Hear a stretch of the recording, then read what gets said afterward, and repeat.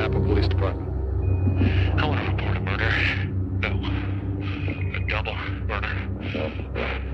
They're 2 miles north of parking headquarters. They were in a white Volkswagen Carbon Ghia. I'm the one that did it.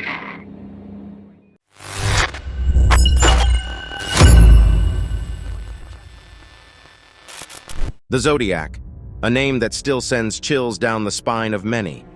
He is a serial killer who terrorized the San Francisco Bay Area in the late 1960s and was responsible for at least 5 brutal murders. A sadistic criminal who evaded capture, taunted law enforcement, and left behind a legacy of fear and unsolved mysteries. Welcome to Crime Daily Dose. In this mind-bending case, we recount the perplexing story of the Zodiac Killer. The Zodiac's reign of terror began on December 20th, 1968, when high school students Betty Lou Jensen and David Faraday were gunned down in a remote area of Vallejo, California. The Zodiac would later claim responsibility for the double homicide in a series of cryptic letters. On July 4th, 1969, the Zodiac struck again. Darlene Ferrin and Michael Mageau were shot multiple times in their car while parked at a secluded spot in Blue Rock Springs Park. Although Mageau survived, Ferrin succumbed to her injuries. On September 27, 1969, he targeted a young couple picnicking at Lake Berryessa. Bryan Hartnell and Cecelia Shepard were brutally stabbed, and despite being left for dead, Hartnell miraculously survived while Shepard tragically passed away. Came out since then, but he told me at that time that he had killed a guard getting out of a prison, and so I did take him as a killer. To me, a killer isn't a normal person, so I assumed at the time that something was wrong. He wanted our money. And I actually laughed at the moment because I told him, I said, I've only got 75 cents in my pocket. And I said, you're welcome to have it. The Zodiac's final confirmed murder occurred on October 11, 1969. Paul Stein, a taxi driver, was shot in the head at point-blank range in the upscale Presidio Heights neighborhood of San Francisco. The Zodiac's notoriety wasn't solely due to his heinous crimes. It was also because of the threatening letters he sent to the media and the police, boasting about his murders and taunting authorities. Between 1969 and 1974, the Zodiac sent over 20 letters and cryptograms to the press, often threatening more violence if they weren't published. The letters contained chilling details about the murders, sometimes revealing information only the killer would know.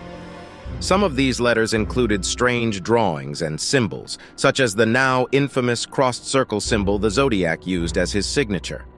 Another cipher, the 340 cipher, mailed to the San Francisco Chronicle in November 1969, was finally decoded in 2020 by a team of 3 amateur code breakers. Its message began, "I hope you are having lots of fun trying to catch me."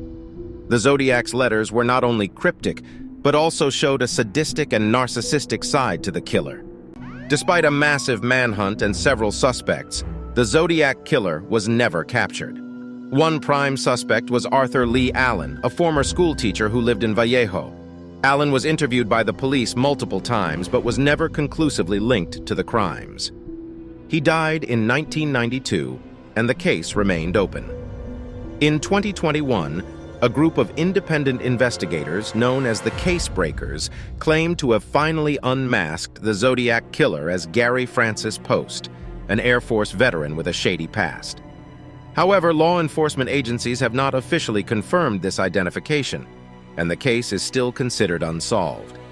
The Case Breakers contended that Post had markings on his forehead that aligned with a sketch of the Zodiac killer, and his name intriguingly fit within one of the killer's encrypted messages. Additionally, witnesses argued that Post exhibited a violent past and allegedly directed a group of criminals in California during the 1970s.